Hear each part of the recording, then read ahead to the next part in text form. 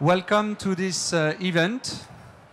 In the middle of many news, many challenges, we are extremely happy to welcome you to our soil event because we have hope in the soil.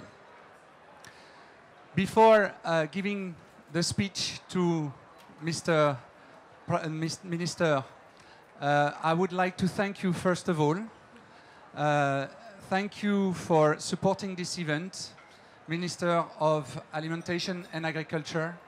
I also would like to thank the Minister of Ecological and Inclusive Transition for supporting this event. As we said, this event is going to start from a simple idea. Soil is a solution to carbon, and soil is a solution to water scarcity. Also, let me thank the panelists that will participate to this event. For those who come from far, thank you for being with us. And a little thought for Mr. Balbao, who has a problem, health problem, and who can't join. So we want to wish him a quick recovery and looking forward to having with us again during the next event. Mr. Travers, I would like to welcome you again and to giving you the opportunity to open this session with us. And let's make soil a solution all together. Thank you very much.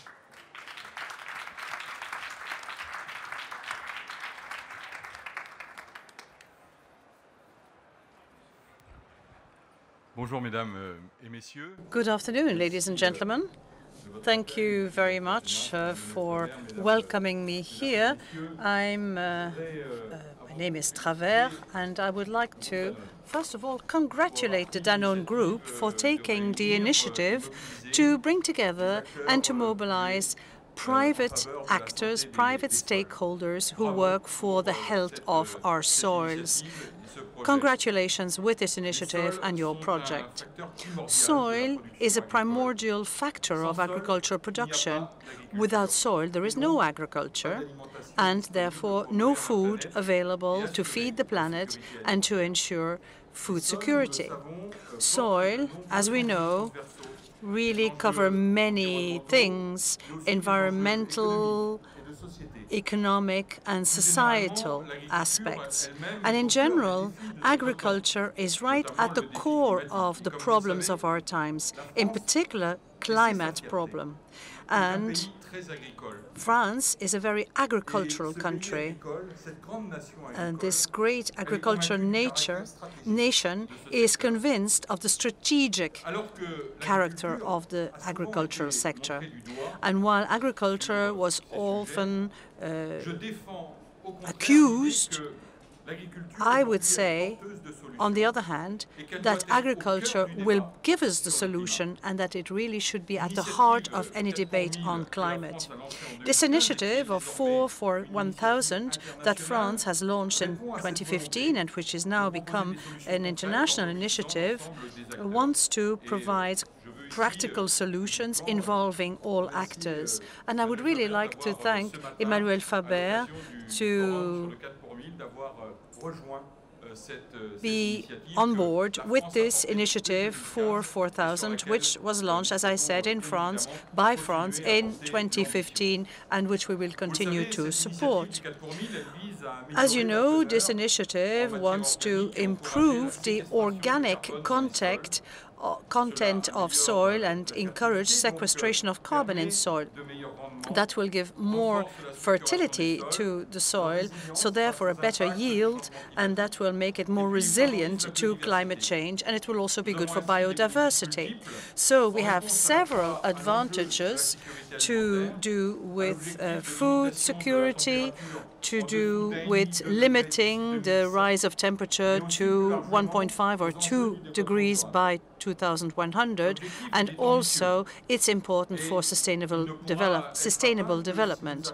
Now, our objective is ambitious, and we can get to our target only if we all bring all the actors together, private sector, public sector, people who make political decisions, farmers, scientifics, because it's only that way, if we hear all the opinions from all the different parties, that we will be able to transform agricultural and food systems in the world.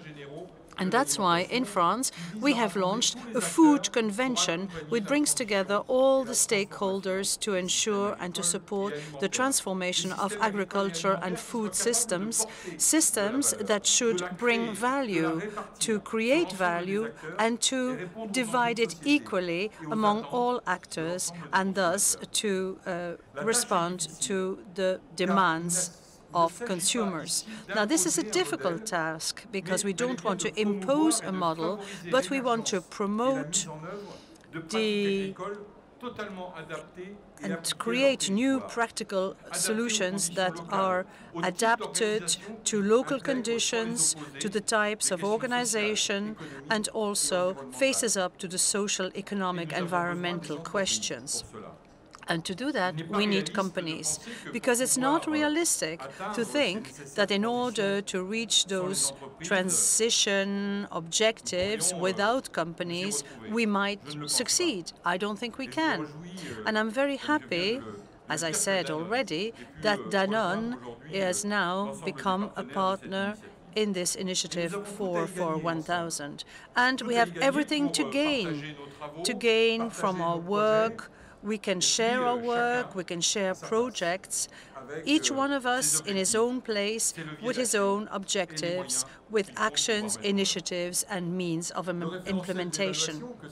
And the assessment baseline that will soon be adopted by the consortium is a good example of this. It must give each of us an opportunity to assess the impact on the carbon stocks for the environment, and also social and economic impacts. And we have to see what the land rights are and what the rights of local populations are. That is very important. It's a very important component of the initiative, and that will make it possible to bring together all these actors to work together efficiently. Anything you can contribute will make it easier for us to have practical actions and to find financing to achieve our objectives. Now, in the context of the implementation of the Paris Agreement, we have to scale up financing for climate. As you know, the agriculture and the forestry sector play an important part in the transition to low-carbon and resilient economies. And that is why we have to have ambitious policies that are proposed, financed, and implemented. And therefore, I call on all of you to get involved, to contribute, to finance projects, to green up your investments, and to help us to develop technical and financial instruments to support farmers during these transitions. In general, companies, like any other stakeholder, must fully take on board the objectives of the Paris Agreement and of sustainable development, and that at all levels. And the panel that is gathered here shows that you are committed, and I'm very happy about that. So I'm wishing you every success in your work that we will be very happy to support and to publicize around us. Thank you for working for the future of our planet, and thank you for giving priority to the health of the soils. That is where we will be able to achieve our climate balance for tomorrow. We have to work all together, and I know that each one of us will do so. Thank you very much. Monsieur le ministre, merci beaucoup pour ces mots qui sont inspirants et qui nous donnent thank you for those words that are an inspiration and gives us a lot of energy. And we're happy to have you with us today. To continue our journey today on this Hope in the Soil discussion, I would like to invite our CEO, Mr. Emmanuel Faber, that behind this soil health initiative is putting a lot of passion and is a firm believer that we need to step up the momentum to protect our soils and our planet. Emmanuel? Thank you.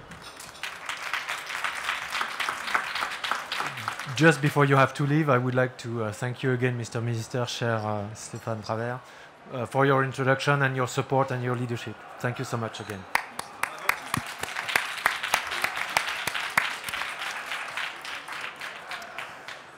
My friends, thank you very much for being here. I will address you briefly in my capacity as the CEO of Danone, but also as someone that's been engaged in the food and agricultural sectors for 20 years. And finally, as a citizen of the world, as each of every and us in this room and beyond. To start with, as the CEO of Danone, Danone has made climate change commitments, being in 2050 totally carbon neutral, including agriculture, and by 2030 to have reduced our carbon intensity by 50%, again including agriculture. So the topic of agriculture is absolutely fundamental for Danone if we want to reach these reductions. 60% today of our emissions, greenhouse gas emissions, are related to agriculture, and we believe that a good portion of the reduction objectives we have is actually in the soil. So not only there is hope, but there is a way for Danone to reach its commitments to the planet by working on the soils. And this morning, I was not only pleased to announce that we were joining the 4 per 1,000 initiative launched by the French government, but also that the climate policy parameters and targets of Danone had been validated by the Science Based Target Initiative, which we are therefore joining this morning. It's a great news for us. The second thing second way I'd like to share with you is as someone that has been in this business for 20 years now. What my passion, as Eric has just mentioned, is not the one of a guy that's sitting in an office and just running the numbers and trying to look at the curves and fabricating policies. The reason I'm passionate about it and the reason I am fundamentally a believer in what you are going to discuss has been my presence, my experience in the fields, in the farms. Whether this is in France, whether this is in the US, where we have pledged to transition half of our production volumes of the milk for yogurts outside of the GMO system, and we are right now doing this, or with livelihoods or the Danone Ecosystem Fund in Morocco, in Kenya, in Araku Valley in India, where I found, talking to the farmers, talking to our teams, with our teams, exchanging with the NGOs, the academics that are working with us, how little by little, square meter by square meter, we are changing the parameters of the soil by changing the agricultural practices. And when you see that you can double the carbon sink mechanism of soil by changing the crops, by changing the tillage, by changing the way you water and irrigate, you come to the strong conclusion I came as a professional of food and agriculture to the conclusion that soil was a completely neglected factor in our overall social, environmental, health and economic performance. Finally, and to finish, as a citizen of this world and as a person, when we say there is hope in the soil, I would even say, having read so many things, I've been inspired by so many people, small or big, that hope is in the soil. This is where hope is starting. This is where life is starting and where life is ending. So let's make sure that we live life plenty and therefore we work more on the soils and for the soil. So enjoy. Thank you. Thank you. Thank you so much, Emmanuel. Thank you very much. And Emmanuel, I remember the first time I discussed soil with you, it was in India. It was 8 years ago. And I was a young Danoner joining the group. So it's really something that has been there for long in your mind and heart. Well, to build this momentum on regenerative agriculture, we need to apply what we know. And the science knows a lot about soil health. We are very fortunate today to have one of the world's greatest experts on soil with us, the distinguished Professor Ratan Lal, that I would like to invite to join me on the scene for a dialogue. Professor, welcome. Please. Well, Professor, I remember when we met, it was in March or in April this year, you told me, yes, science knows a lot about soil. So can you tell us about a bit more? Thank you. I think Mr. Emmanuel Faber has expressed it very nicely. Soil is where the life begins and soil is where the life ends. In fact, soil is the only place in the universe where death is transformed into life. And that happens through the soil organic matter content. To answer this question, Eric, I have prepared a few slides. Can we please have a look and I go to the podium? For sure. Thank you.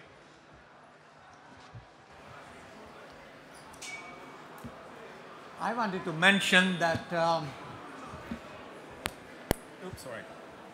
40% of the Earth's terrestrial surface is used for agriculture.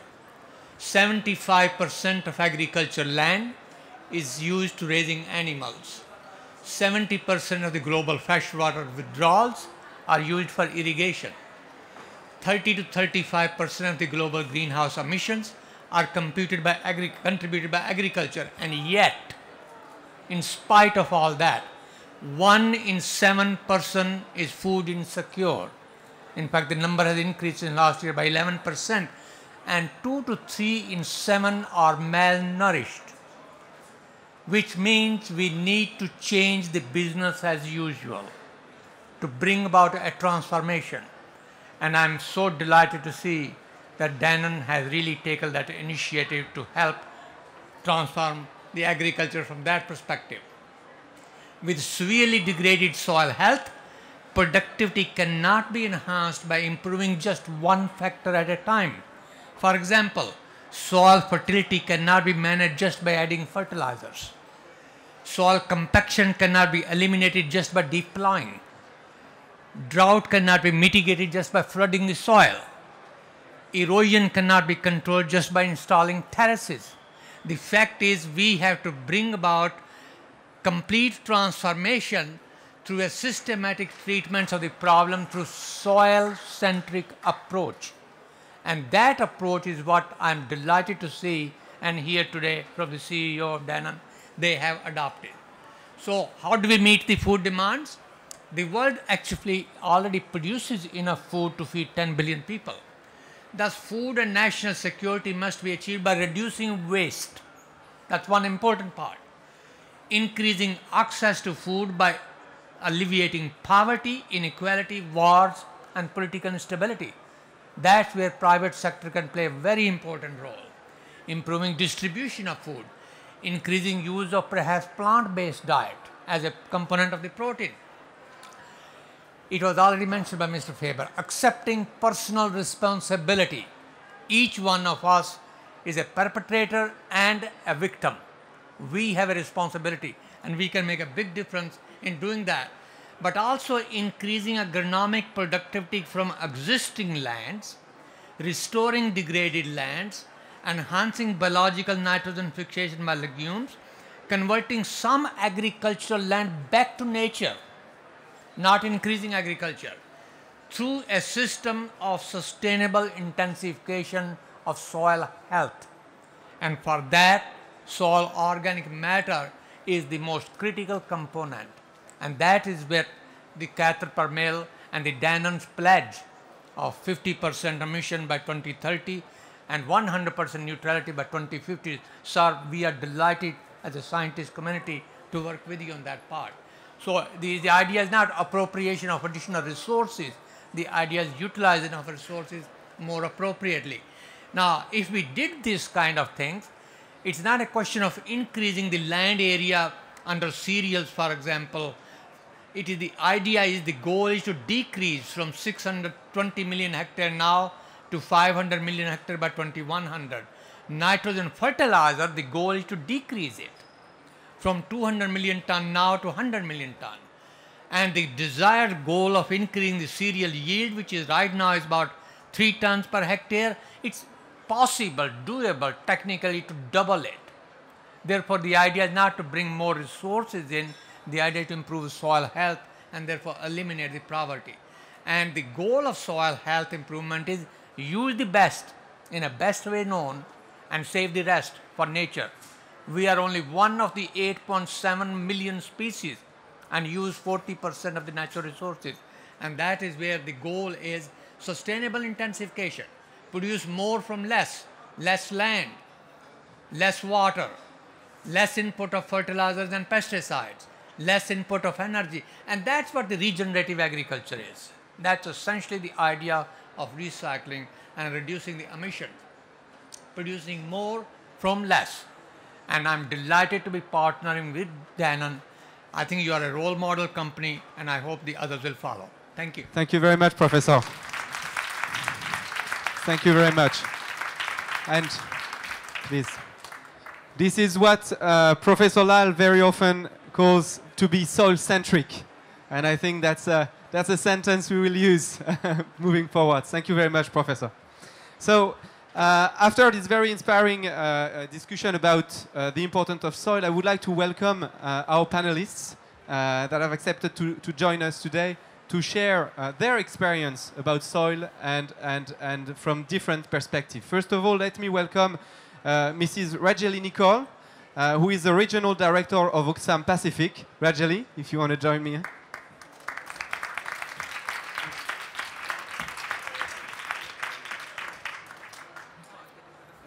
It was not the French ways to your right. So, yes. So sorry for that. I would like to welcome Mr. Rick Ridgway, who is the Vice President for External Engagement at Patagonia. Rick.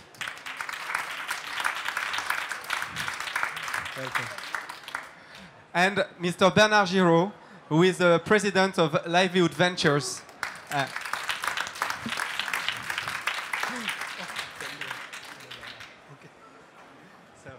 Please. So my first question goes to Rick. The private sector, the civil society, needs to take action on soil. That's what Professor Lal just explained us. Patagonia is a very famous clothing company, known for deep connections to its consumers. It doesn't come as a shock that a food company or farmers invest in soil health. But why did you, a clothing company, decide to be a pioneer in this space? Well, thank you for that question. And let me preface the answer by explaining that for us, regenerative farming and grazing is one of 3 principal pillars that we in our company align around to provide solutions to climate change. The other one is what I suspect all of you here have been hearing about throughout this conference, all the efforts we need to make collectively, globally, to reduce greenhouse gas emissions. Like any company leading in sustainability, we have efforts to reduce our carbon emissions through our entire value chain, like any responsible company. The second pillar is one that I suspect is not so commonly discussed here at COP23, and it is the potential that scaling protected areas, forests, grasslands, and wetlands provide as a solution to climate change, because the carbon sequestration potential of protected lands is enormous. And we have to scale our efforts in that category in pillar. And since our company was founded nearly 50 years ago, we've used it as an agent for wildland protection around the world. But the third pillar, and arguably the most important one of all, is something that is just now emerging into conversations. And I suspect you haven't heard much about it at all at COP23, except perhaps here. But it is a conversation that's beginning to scale quickly. I was at an event 3 years ago where I had dinner with Cristina Figueres, and we talked about regenerative agriculture and grazing, and she didn't really know very much about it at all. She'd just begun to hear about it, and now she's giving speeches on this topic. It's emerging very quickly, and as I just said, I think that the potential for regenerative agriculture and grazing to take carbon out of the air and put it back into the ground as a solution for climate change is greater than all those other pillars together. That is the context for our company's commitment to regenerative agriculture and grazing, and it intersects with our business. We are in the business of producing apparel. We just have a little startup in food that's beginning. We're using only regeneratively produced ingredients in our food products. But we are investigating how to grow cotton, how to raise sheep in ways that will increase soil health, in ways that will pull carbon out of the air and put it into the ground. We're already doing that with our sheep production.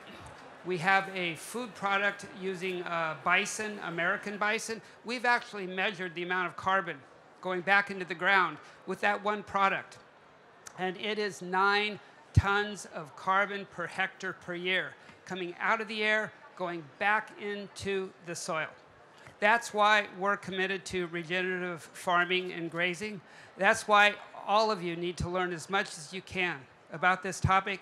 That's why it is the hope that we all need to latch onto to prevent our world from going over the cliff. Well, thank you very much, Rich. This is very inspiring. My question for Bernard, so we cannot do this alone. And I have to say that with my interaction with you, Bernard, one of the first ideas of the Livelihoods Fund was to scale up regenerative agriculture practices in different countries around the world, but not to do it alone, to do it with different business investors in your fund, which was a breakthrough idea. What can we learn from livelihood experience about building coalition around this topic and scaling them up? Well, the livelihoods idea came from something very simple. There are 500 million smallholder farmers, and they produce about 70% of the food needs of the planet. And on the other hand, there are large corporations and smaller ones. But if you take just cocoa alone, 80% of the world production is sourced by only 12 companies.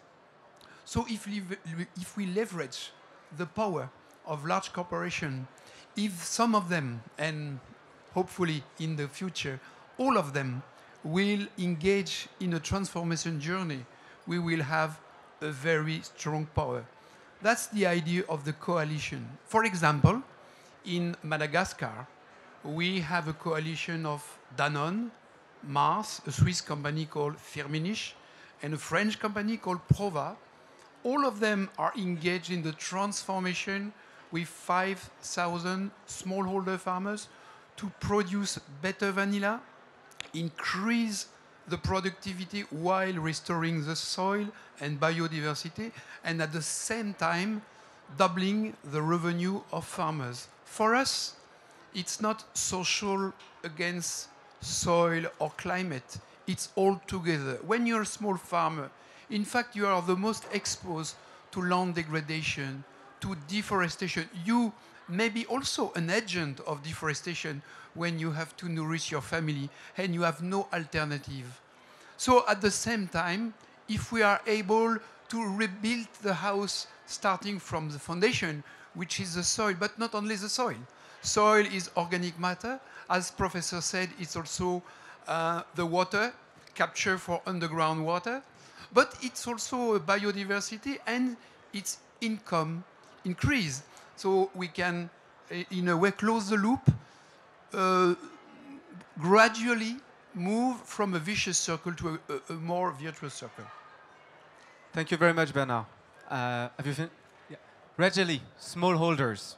Well, Oxfam in Pacific, especially, you have a lot of experience and contact with smallholder farmers. When it comes to this soil health management and scaling up initiative and reaching smallholders to transform practices, what is your experience? What is your vision, your recommendation?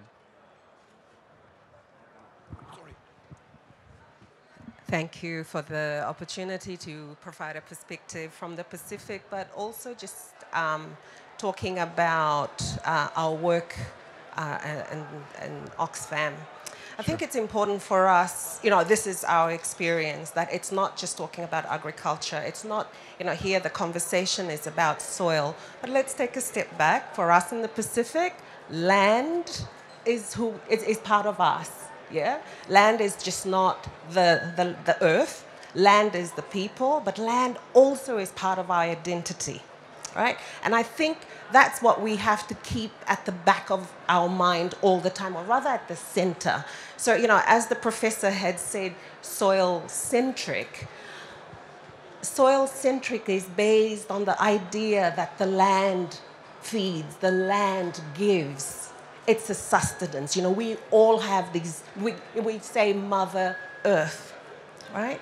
So from our experience, you can't separate the technological or looking at improving productivity through better, in terms of the soil mitigation type of examples that you've talked about. We've also got to have at the center what that means for the person, for the smallholders. It's tied to their identity, to their sense of self. That is what will make, this will ensure that smallholder farmers are part of the decision, are part of the action. So our experience is that our successful work has been because we've taken a full, a whole person perspective, that it's tied to community, it's got cultural significance. So, so in that way, but when you look at smallholder farmers, most of them are women. When we look at agriculture across the world, women, agricultural production, 43% of the production is by women, and they, in South Asia, it's about 2/3 are women smallholder farmers. In East Africa, 50%, and yet they produce 20 to 30% less, right? And that's because they're excluded because they're small, and they're excluded because they are women. Very interesting. So I think here we touch another element that is structuring our debate today, which is the consensus is forming, but there are barriers. And the barriers are big for smallholders. What are for you, Nicole, the biggest barrier that you're facing in your geographies? All right.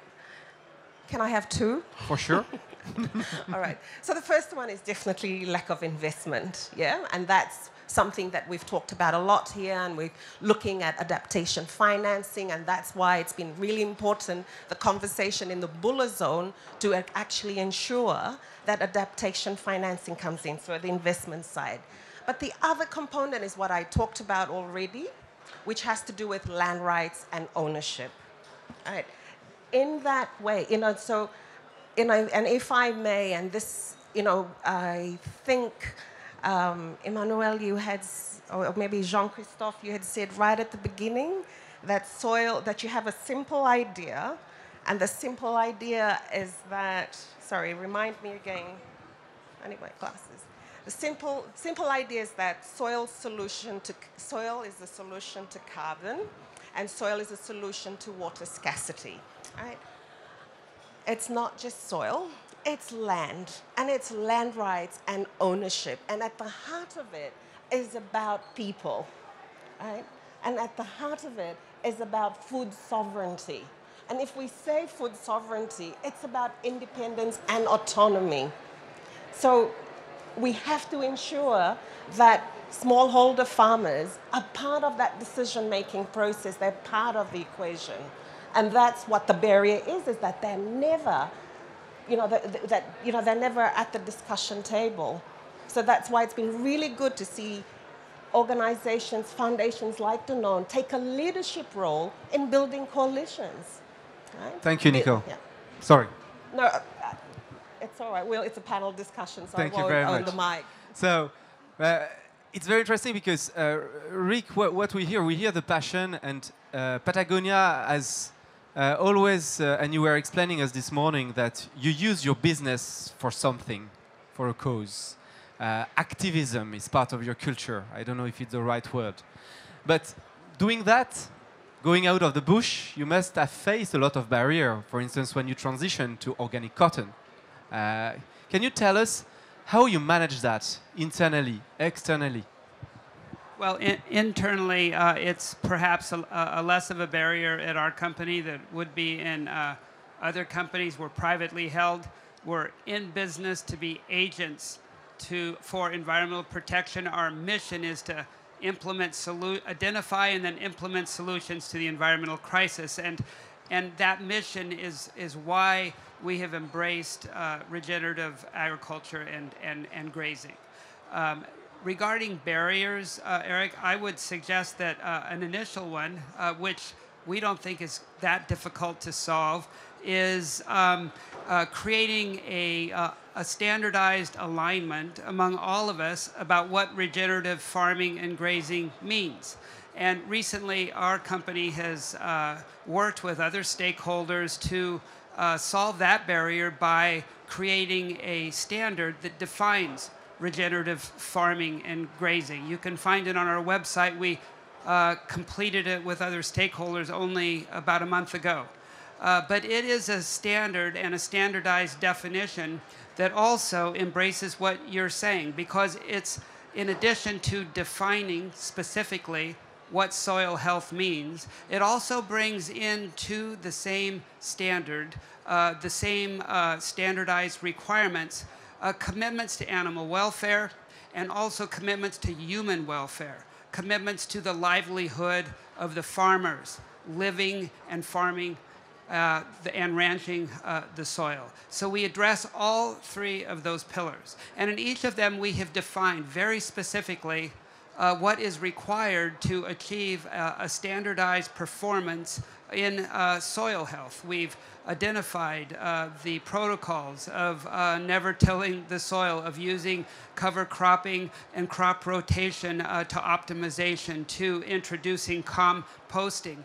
And then we've also created a standard that has different levels so that there is an entry level that encourages everybody to make the first step forward, to get involved, but it also defines what the most highest and aspirational levels are so that all of us taking that first step know where we need to go. We know what the vision is at the end of the road, and in fact, it becomes a road map. Very interesting. And I think that leads me really to this point, Bernard, where we have to build bridges in this topic, because there is, of course, a huge gap between large corporation, not so large corporation, and smallholders. And when you add to that the fact that probably doing it with different organizations is the best way to succeed, how an organization like you is building those bridges to reach out to the right action point? Yeah, you're right. We are talking about connecting two different worlds in a way. So I think as for any of this kind of match, we need some kind of intermediaries, you know, organizations that are able to talk to large corporations, and for example, the procurement teams in large corporations, and at the same time, organization of smallholders, NGOs, and government. You were talking about obstacle. I would like to insist on something more positive, which is the deep faith I have in the power of farmers who are the real actors of change. But who invests in farms? Who is able to give loans to smallholder farmers on 5 years, 6 years, even more, to, for example, restore their cocoa plantation or other things? When we are able to make it simple, replicable, give the tools in the hand of farmers. For example, in Kenya, we are working with 30,000 farmers, and we can see very rapidly the growth of the productivity of the cows through very simple agroforestry model. In fact, they are not simple, they are very sophisticated, and they have been designed by scientists, by very good experts, but it has been transformed in a way that an NGO is able to replicate a group of farmers by group of farmers those simple practices. And the farmers are monitoring themselves the progress through 1,200 groups of farmers. It's not about monitoring by experts, which gives a good report that nobody reads. It's about empowering the farmers, including the women. And our colleague was very right to say that, for example, in the dairy activity in Kenya, 80% of the dairy activity is handled by women. So how are we practically able to scale the project? And we can do it if we structure it in a way that the business is connected and we make it simple and replicable for the farmers. Thank you, Bernard. Empowering the farmers. I saw you both reacted on this idea. How do we reach that, to empower farmers? Sorry, can you repeat that? Empowerment of farmers, yes. you know. Basically, we see that we need to create a movement, a transformation movement, and that the first agent of transformation are the farmers, to take the positive message of Bernard. How do we reach and we create this movement? All right. So just the word empowerment actually has at its center the assumption that inequity exists. There's inequality, right? That's number one, and that the work that you are doing is going to be about putting in place an enabling environment or an affirmative action type of program to ensure that smallholder farmers can take up investments that you've talked about. So, but the reality is that all these technologies that we are talking about is layered upon other inequalities that, these are already people who don't own their land. In terms of education, in terms of access to education or health or water, they're challenged on that level. So just to make a living, make a living is difficult. Yeah. So these are things that we need to take into account. So when I talked about how investment is a barrier, women do not have collateral to access this type of technologies or these types of investment. So when we work together with smallholder farmers or with women, it's about one is about talking about, is working with different partners, working with banks, working with other NGOs, working with cooperatives in terms of understanding, in terms of making their products or what they put on the table to be gender sensitive. Right? I think that's, and to start a movement, that's at the heart of it. It's about saying that it's about working on equality. Yeah? And that's coming back with the concept of citizenship. Emmanuel was saying that he was talking as a citizen of the world as well. With the activism of Patagonia, this notion of citizenship and the transformation of the agriculture model and how to reach out not only to consumers through our brands, but through their citizenship. How to achieve that? Well, if we have a vision at our company. If through both our little food division that we've started, but at a larger scale, the apparel products we make, that if we can bring regeneratively produced ingredients into the food and materials into the apparel, that, let's just say in the case of cotton, have been grown regeneratively so that the health of the soil through the protocols increases year over year. If, as we've already measured in the pastures for our bison jerky product, that every year we can actually measure the amount of carbon being pulled out of the air and pulled back into the soil through that product, then imagine going into a store where you have a selection of T-shirts to buy, and there's one from this little quirky California company called Patagonia. And in that T-shirt, printed on the inside, it tells you how many grams or pounds of carbon have been pulled out of the soil and put back into the ground through that product, so that you can actually give citizens of the earth a way to vote with their wallet for climate change solutions. And the same opportunity is in front of Danone, where you can buy one of their products, let's say, and as you eat that product, you know you're improving your personal health.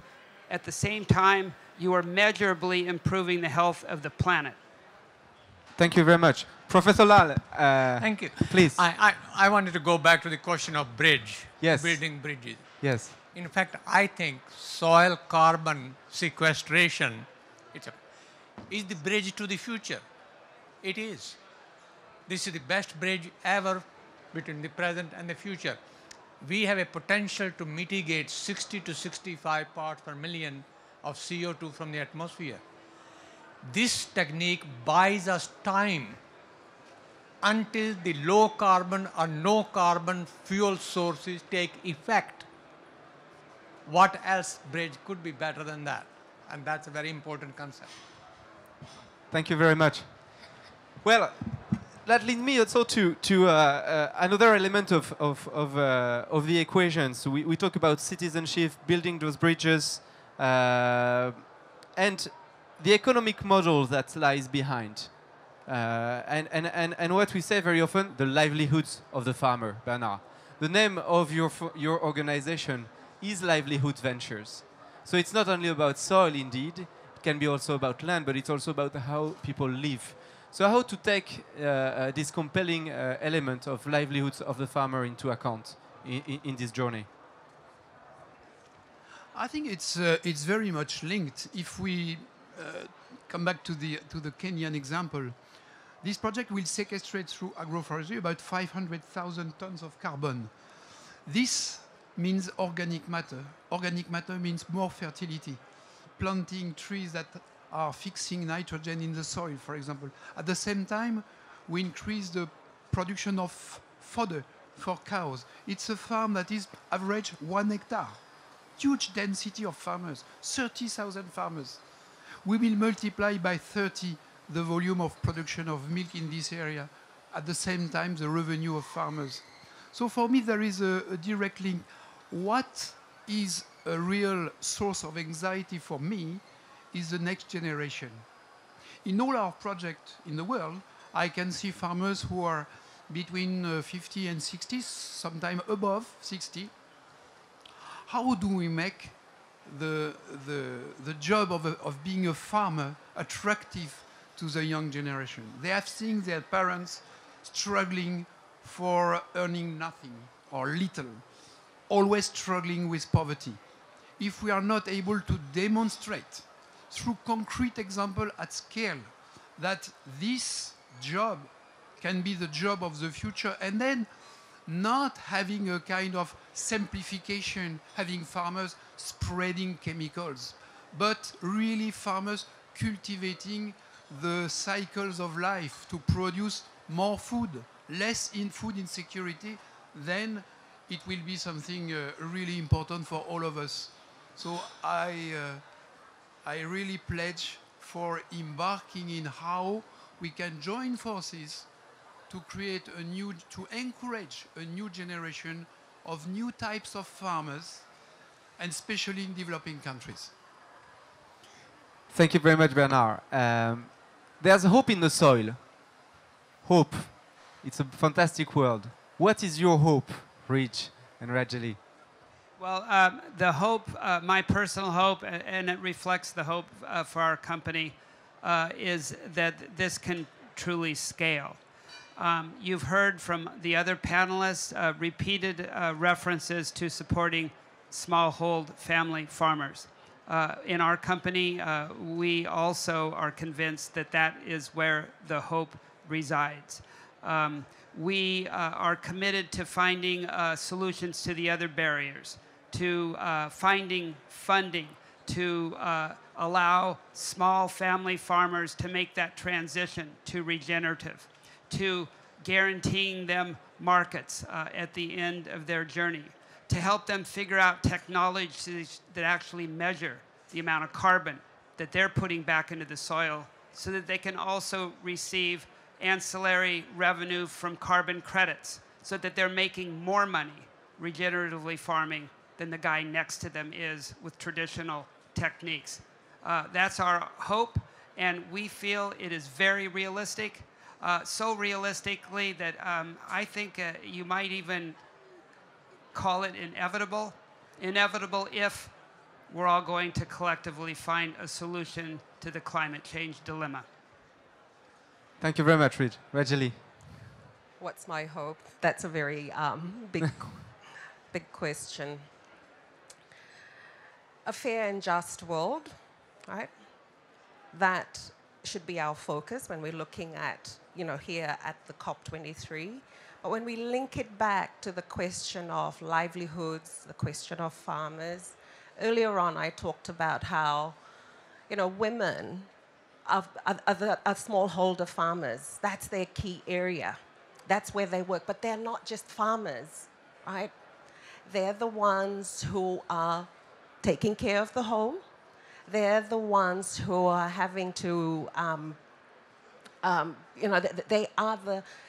they carry a double burden. It's not only putting food on the table, taking care, being in different places. They're not at the decision-making table.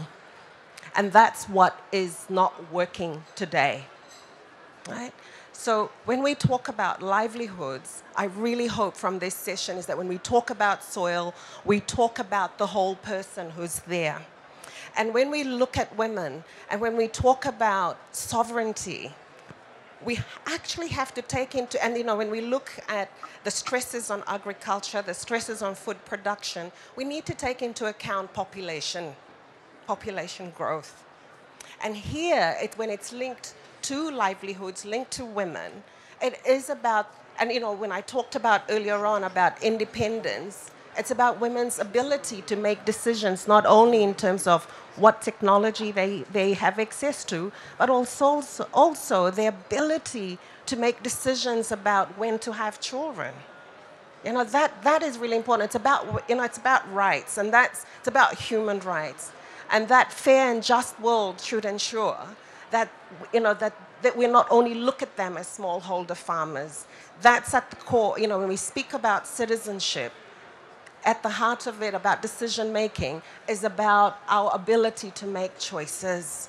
So that's what I would hope, that when we work together with companies, with different foundations working in agriculture, working in soil, that we look at people in their totality. That's, and that it's about bridging that inequality, that inequity that exists. Because that is about that, that contribution to actually mitigating, in terms of mitigating large emissions, carbon emissions, is about having them at the table and them actually saying, is that the only way? Maybe there's a different way.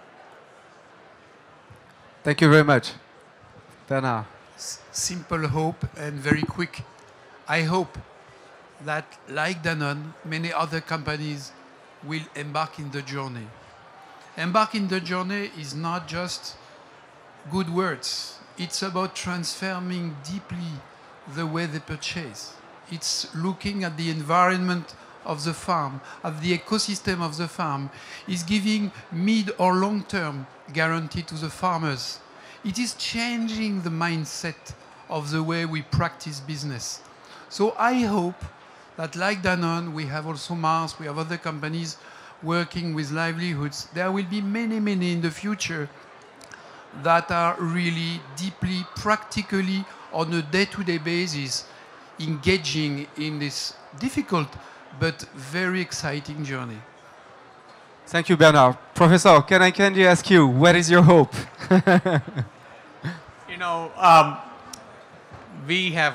Humanity has got used to taking soils for granted. And I think that is something we have to change. And the change is because soil is essential for all the global issues you can think about. And the global issues at the moment are food security, nutritional security, water quality and water renewability, climate change, adaptation, mitigation, biodiversity, hunger, malnutrition, poverty. Does not matter what issue you consider, soil is the solution.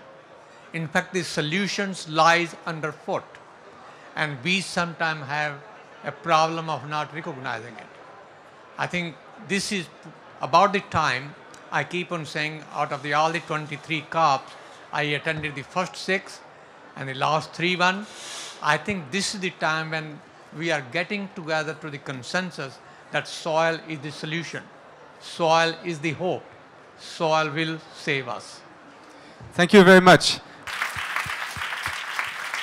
And a little personal note on the Danone team that is there, because for us it's a dream to have you all here today. As we explained yesterday, it's the start of something.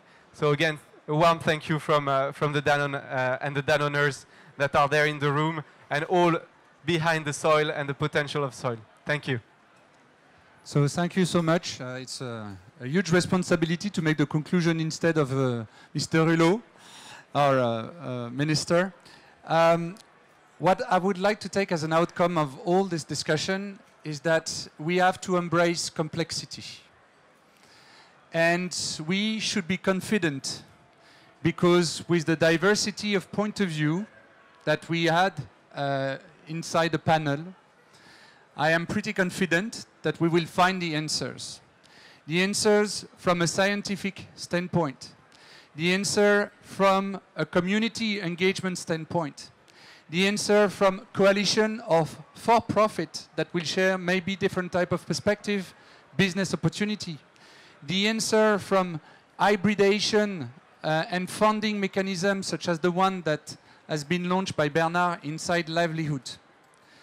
We used to base all our approach around simplicity, and it's true that today the world is becoming more and more complex, but all together we can find a solution. We are clearly convinced that we could be, each of us, part of the solution.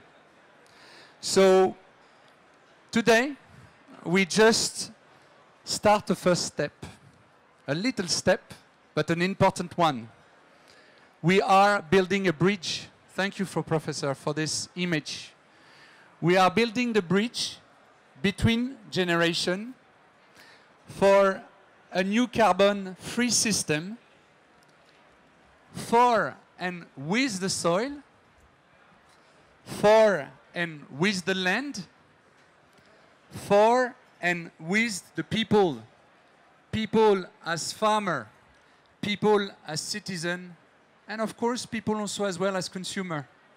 Thank you very much for your contribution to this event. Once again, it was a pleasure, and we're looking forward to seeing you again, probably next year, but many interactions to come. Thanks a lot.